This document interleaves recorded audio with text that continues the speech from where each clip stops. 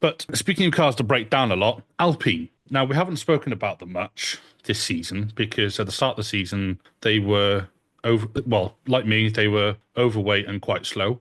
Now they are a bit more sort of underweight through some divine intervention and a significantly underrated drive from Pierre Gasly last week in Brazil. They finished P second and third, obviously in Brazil, as you spoke about in the review show, and they have leapfrogged from ninth to sixth in the constructors, which at the time I think Crofty said, or maybe Brundle said on the coverage, we were $50 million or whatever currency the FIA uses, euros, dollars, rubles, I can't remember. Do you think Alpine could actually hold on to this P6? Because bearing in mind, Vegas is a pretty low downforce type circuit. And, Alpine, we kind of saw that in Brazil. I know they had a bit more wing for, obviously, for the rain and everything. But given sort of the battle with Haas and Williams and, I was going to say AlphaTauri, PayPal, Klarna, F1 Racing, and then not Sauber because they're just pish. Do you think Alpine could actually hold on to P6 in the constructors after such a torrid time that they've had? I mean, it's definitely possible. I mean, that result was an absolute godsend, and as you said, it was an incredible drive by both Pierre Gasly and Esteban Ocon to get those points. And when you're a team like Alpine has been this year, which has been just pedaling kind of around the midfield, scoring points here and there. When you are gifted an opportunity to score that many points, you take it, and they did, and it was very, very good. However, I've just pulled up both Gasly's and Ocon's points for each round this season, and we're talking since Austria, so 1, 2, 3, 4, 5, 6, 7, about 11 races ago.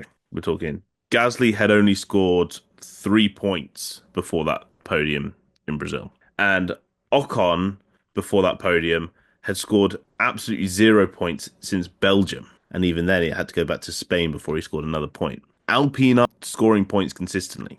Even with how their car has been progressing, points have come few and far between. While if we look at Haas, which of course are only 3 points behind in the constructors, I mean, I've pretty much given up on Kevin Magnussen this season. I mean, he did get points in Mexico. He got some sprint points in the US, but he's been an absolute, with his suspension and then also him not feeling well.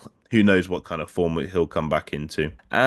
But I think the credit has to be given to Nico Hülkenberg, who has been doing very well this season in that Haas. He has been the real driving factor. Terrible pun in the Haas's fortunes. Of course, he got disqualified in Brazil, but before that, 3 point scores on the dot in Singapore, US, and Mexico. So it's going to be tough. Alpine they will need to buck up their ideas for these last few races, really start competing for those points and stop kind of finishing in this sort of 12th, 13th kind of area that they've been kind of usually finishing in, because Haas are capable of scoring points, and we've seen that consistently this season. So it's definitely going to be a tough job for Alpine, but just a couple of positions. It's a big step, and it's worth a lot of money, and I'm sure there's a lot of motivation in that team to try and hold on to that as much as possible. Absolutely.